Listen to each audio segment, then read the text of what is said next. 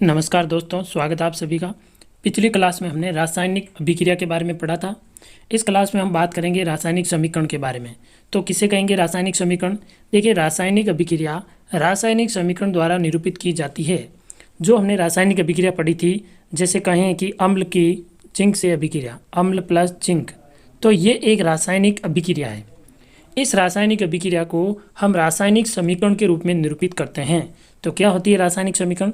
रासायनिक समीकरण में तत्वों के प्रतीक या अभिकारक और उत्पाद के रासायनिक सूत्र और उनकी भौतिक अवस्था के साथ लिखा जाता है। यानी जैसे कि अम्ल है तो अम्ल को हम लिखेंगे जैसे H2SO4, ये इसका सूत्र हो गया। और यहाँ जिंक है तो इसका प्रतीक हम लिखेंगे Zn। ठीक है, अगर ये अभिक्रिया हो रही है तो आगे जो भी उत्पाद बनेगा वो हम इसके आगे इसके अणुसूत्र के रूप में लिखेंगे। तो ये होती है रासायनिक समीकरण। ऐसी रासायनिक समीकरणें बहुत सारी पढ़ेंगे हम, तो आपकी अच्छे से प्रैक्टिस हो जाएगी। यहाँ पर ज़्यादा जोर देने की बिल्कुल आवश्यकता नहीं है। तो आगे पढ़ते हैं इसकी विशेषताओं के बारे में। रासायनिक अभिक्रिया में आवश्यक परिस्थितियाँ जैसे ताप, दाब, उत्प्रेरक आदि को तीर के निशान के ऊपर या नीचे दर्शाया जाता है। जब भी कोई अभिक्रिया होती है तो उत्पाद और अभिकारक के मध्य तीर का निशान खींचा जाता है। और यदि वो किसी टेम्परेचर पर हो रही है, यदि वो किसी दाब पर हो रही है या किसी उत्प्रेरक पर हो रही है, तो वो इसके तीर का निशान जो होता है उसके ऊपर या नीचे लिखा जाता है। यहीं पे इतना ही कहना चाह रहा है। ये भी मैं आपको अभिक्रिया भी लेंगे थोड़ी देर बाद, तो मैं आपको ज़रूर बताऊंगा कि इनको कैसे लिखा जाता है। अब बात करते हैं बहुत ही इंपॉर्टेंट टॉपिक, रासायनिक अभिक्रिया को संतुलित करना। देखिए, रासायनिक अभिक्रिया को संतुलित कैसे करेंगे, तो संतुलित क्यों करना आवश्यक है पहले तो ये देखिए। क्योंकि द्रव्यमान संरक्षण का नियम क्या कहता है? द्रव्यमान संरक्षण का नियम कहता है कि किसी भी रासायनिक अभिक्रिया में द्रव्यमान का ना तो निर्माण होता है और ना ही विनाश होता है। जैसे मैं आपको एक अभिक्रिया का उदाहरण दे रहा हूँ। मैग्नीशियम की अभिक्रिया यदि ऑक्सीजन से करवा दी जाए तो हमने पढ़ा था MgO। अब आप ज़रा इस अभिक्रिया को अच्छे से ध्यान से देखिएगा। इस अभिक्रिया हम क्या देख रहे हैं कि लेफ्ट हैंड साइड में Mg1 है, राइट हैंड साइड में भी Mg1 है।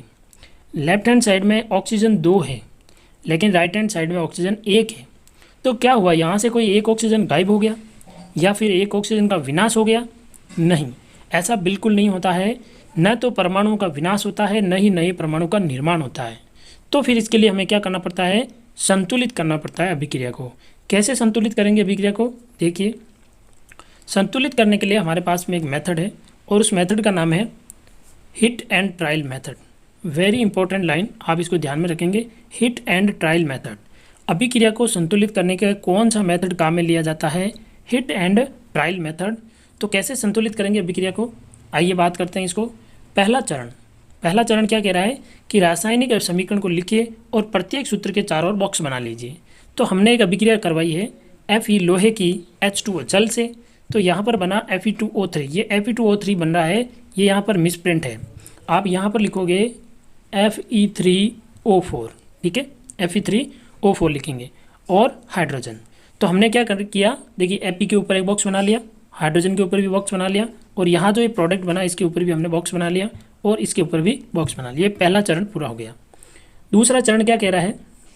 देखिए, दूसरा चरण क्या कह रहा है, हमें इस प्रकार की एक सारणी बनानी है जिसमें इधर लिखना है LHS यानी अभिकारकों की परमाणु की संख्या। जो तीर के निशान के लेफ्ट हैंड साइड में होते हैं उनको कहते हैं अभिकारक, और जो तीर के निशान के राइट हैंड साइड में होते हैं उन्हें कहा जाता है उत्पाद। और फिर इनकी संख्या लिखी जाती है। देखिए Fe इधर लेफ्ट हैंड साइड में कितना है? एक ही है, तो इधर लिख दिया एक। FeRHS राइट हैंड साइड में कितना है Fe? तो यहाँ देखिए ये फॉर्मूला सही लिखा हुआ है, ये 3 Fe है, तो हमने 3 Fe लिख दिया। इसी प्रकार हाइड्रोजन की संख्या लिखी इधर, तो इधर हाइड्रोजन की संख्या कितनी है? 2, ये 2 लिख दिया, और इधर हाइड्रोजन की संख्या भी 2 है तो 2 लिख दिया। फिर बात करते हैं ऑक्सीजन की। तो लेफ्ट हैंड साइड में ऑक्सीजन जो है वो 1 है, 1 लिख दिया, और राइट हैंड साइड में ऑक्सीजन जो है वो 4 है, तो यहाँ हमने 4 लिख दिया। अब इसको संतुलित करने का विशेष नियम क्या है मैं आपको यहीं पर बता देता हूँ कि जितने LHS में परमाणु हैं उतने ही RHS में होने चाहिए। देखिए, यहाँ पर Fe1 है, यहाँ Fe3 है, तो हमें इसको संतुलित करना पड़ेगा। यहाँ पर 2 है, यहाँ पर 2, इसको संतुलित करने की आवश्यकता नहीं है। यहाँ पर ऑक्सीजन 1 है और यहाँ ऑक्सीजन 4 है, तो इनको बैलेंस करना पड़ेगा। कैसे करेंगे इनको बैलेंस? देखिए, सबसे पहले बात करते हैं कि सबसे अधिक परमाणु वाले तत्वों को अभिकारक और उत्पाद की साइड अनुचित गुणांक लगाकर तुलना कीजिए। हम क्या करते हैं, सबसे पहले बात करते हैं सबसे ज़्यादा किसका गुणांक है। तो देखिए, आप क्या देखोगे, इस सारणी में सबसे ज़्यादा गुणांक है ऑक्सीजन का। वो देखिए ऑक्सीजन का कितना गुणांक है? 4 है। तो हमें सबसे पहले ऑक्सीजन को कुल मिला के संतुलित करना पड़ेगा। तो कैसे करेंगे समीकरण में? देखिएगा, इस साइड ऑक्सीजन है 4 और इस साइड ये ऑक्सीजन है 1, तो हमें क्या करना पड़ेगा, इसको आगे 4 से गुणा करना पड़ेगा। जब मैं यहाँ पर 4H2O लिख दूंगा तो इसका मतलब क्या हुआ, जो ऑक्सीजन है वो 4 से गुणा होगा तो 4 ऑक्सीजन हो गया, और हाइड्रोजन 4 से गुणा होगा तो 4 दूनी 8 हाइड्रोजन हो जाएगा। इससे हमें कोई मतलब नहीं है कि हाइड्रोजन कितना हो रहा है, हमें ऑक्सीजन को संतुलित करना है। यहाँ पर हम देख पा रहे हैं कि ऑक्सीजन जो है वो 4 हो गए और इधर भी ऑक्सीजन जो है वो 4 हो गए। ऑक्सीजन संतुलित होने के बाद में आप अपनी मर्जी से कुछ भी संतुलित कर सकते हो। तो यहाँ पर मैं तीसरे में ले रहा हूँ Fe को संतुलित करूँगा। तो इस साइड में देख रहा हूँ राइट हैंड साइड में Fe जो है वो 3 है, देखिए सारणी में देखिए, ये लो Fe 3 है और LHS में Fe कितने हैं 1, तो मैं क्या करूँगा, इसको 3 से गुणा कर दूंगा तो ये भी 3 हो जाएगा। तो देखिए मैंने इसके आगे 3 लगा दिया, हो गया 3। तो Fe भी संतुलित हो गया, ऑक्सीजन भी संतुलित हो गया। अब कौन बचा, हाइड्रोजन। तो हाइड्रोजन अब Fe लेफ्ट हैंड साइड में कितने हो गए, देखिए 4 दूनी 8 और राइट हैंड साइड में कितने हैं 2 है, तो मैं इसको 4 से गुणा कर दूंगा तो 4 दूनी 8। अब आप गिन पर देख लीजिए, आप लेफ्ट हैंड साइड में जितने परमाणु हैं उतने के उतने परमाणु राइट हैंड साइड में भी मिलेंगे। ये होता है अभिक्रिया को संतुलित करने का तरीका। जब हमारी प्रैक्टिस करने के बाद आदत पड़ जाएगी तो इतनी मेहनत नहीं करनी पड़ेगी, हम फटाफट बिना सोचे समझे इसको तुरंत बैलेंस कर लेंगे। फिर बात करते हैं 5वें चरण की। तो 5वां चरण क्या कह रहा है, अभिकारक और उत्पादों की भौतिक अवस्था लिखना। देखिए यदि कोई पदार्थ ठोस है तो उसके आगे S लिखेंगे, यदि द्रव है तो L लिखेंगे L, और यदि गैस की अवस्था में है तो उसके आगे G लिखेंगे। जैसे मैं कहूँ CO2, अब हमें पता है CO2 गैस है तो इसके आगे हमेशा क्या लिखेंगे, G लिखेंगे, ठीक है, जरूरत पड़ेगी वहीं लिखेंगे, सब जगह नहीं, ठीक है। जैसे मैं बात करूँ Fe, अब Fe हमें पता है लोहा है, ठोस है, तो इसके ब्रैकेट में क्या लिखेंगे, जरूरत पड़ेगी तो S का मतलब ठोस, ठीक है।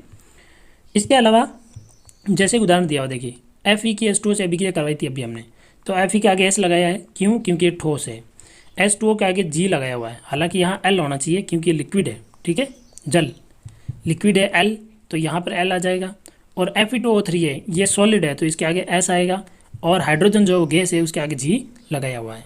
तो ये इस प्रकार अभिक्रिया जो है इसके आगे भौतिक अवस्थाएं लिखी जा सकती है। फिर आप पूछोगे AQ क्या है। जैसे मैं कहूँ नमक का जलीय विलयन, तो मैं ऐसे लिखूंगा NaCl और नीचे लिखूंगा AQ, ठीक है। तो इसका मतलब हुआ नमक का जलीय विलयन। जलीय विलयन का मतलब वो पदार्थ पानी के अंदर घुला हुआ। AQ मतलब एक्वा सॉल्यूशन, AQ का अर्थ होगा एक्वा सॉल्यूशन। और लास्ट चरण छठा वो है कि कुछ रासायनिक कुछ आवश्यक परिस्थितियां जैसे ताप, दाब, उत्प्रेरक आदि को तीर के निशान के ऊपर नीचे लिखते हैं, जो अभी आगे हम अभिक्रिया पढ़ेंगे उनके मैं आपको अच्छे से विस्तार से बताऊंगा। तो आज की क्लास में हमने क्या पढ़ा, अभिक्रिया को किस प्रकार संतुलित किया जाता है। मिलते हैं अगली क्लास में, तब तक के लिए जय हिंद जय भारत।